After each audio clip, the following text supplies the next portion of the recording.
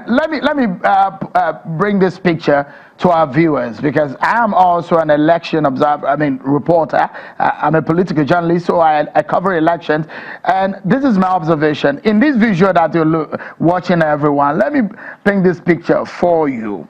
This is around an election polling booth, not far from a few meters away, and you see police officer chasing after some guys who have money with them, and as soon as they saw police officer approaching, they were running away. So this is the scenario that was playing out here. You see the barricade on the road is an election, around an election area. This was the last election we covered in Ekiti State, and so if you take we just be patient to see this picture through, so that I can explain to you what really happened. So in this picture, someone has been arrested, and I'm wondering something. You are the lawyer here. You will be able to tell us how easy is it to prosecute someone who is caught with money, not within the premises of the election, the voting area, but just some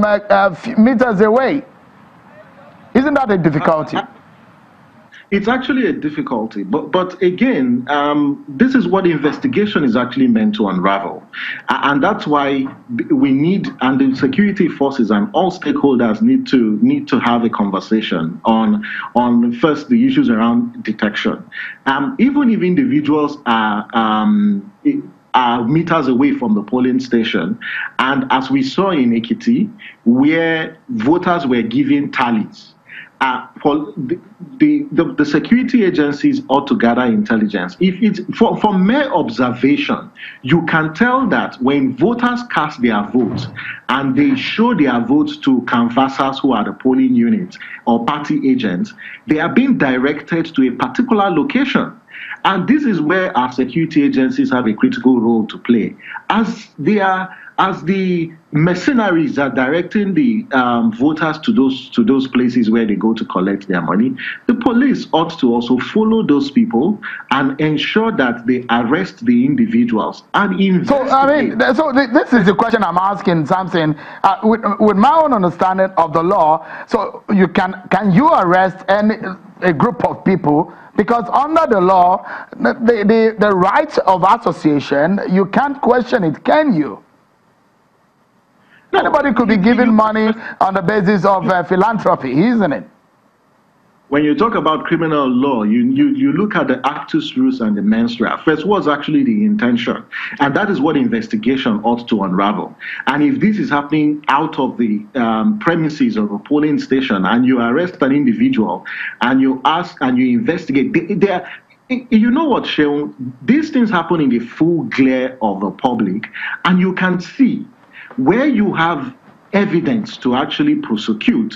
We expect that the police and the security agencies and even INEC should actually prosecute. It may be difficult in reality, but I tell you, if I am the director of public prosecution and I work for the police, we will devise mechanisms to ensure that we thoroughly monitor and provide surveillance around polling stations and even meters away from polling stations, and follow and study the machine of operation, because this is actually a cartel.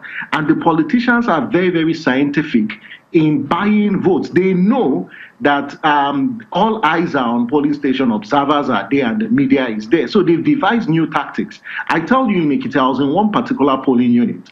In a house close to the polling station was where the voters were going there to collect their money. The security agents were there. If they had been proactive to actually go to those houses to check who is there, what are they doing there, why are they giving people money? It's just devising intelligence, and that's what intelligence actually does for you. I expect that with this new phenomenon and this new methodology that has been deployed, our security agencies will rise up to the occasion. It is very, very easy to prosecute defaulters and people who actually buy votes, but also those who also sell. And we need to discourage and disabuse the minds of citizens from willfully selling their votes. Because what you saw and what we have also seen from our pre-election reports on Osun, about 46% of local governments were beginning to see incidents of vote buying, because vote buying and voter inducement is not just what happens on election day, but it happens around the electoral circle. Okay, something, just a moment. Let me, because there are a few other issues that I would like you to weigh in the conversation. The audacity of Channel's reportage on an election field when we captured that kind of incident that got me almost beaten by security operatives there. The video we showed you earlier is something that we will put our eyes on during elections, no matter what happens or comes in our way. But how many polling units can we monitor? Let me quickly go to Mr. Ononuju, Dr. Ononuju in our Abuja studio. 2019 is going to be a keenly contested race, and I know your party wants to come to defeat the APC. The senior advocate, Festus Keyamo, had said that, and even Alhaji Lai Mohammed, the Minister of Information, had said that they would defeat your party, and in fact, they will win this time around with larger margin.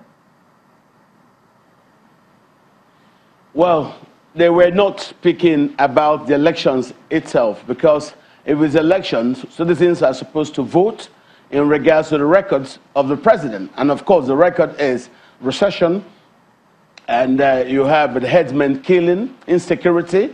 Boko Haram had not been resolved. So, and there is no economic growth.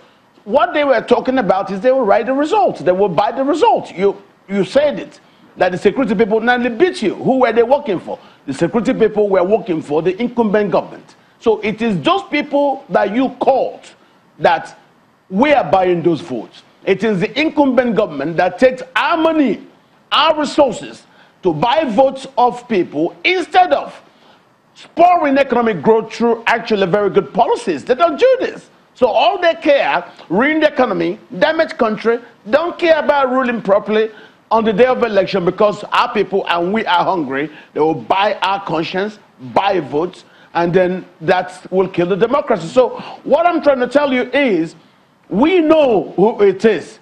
The Honorable Dadia, which you have said that during our time we're doing ballot stuffing, we're doing this, but nobody knew us to be winning election through vote buying. They are the ones who are now introducing vote buying, using vote buying to win election after election after election.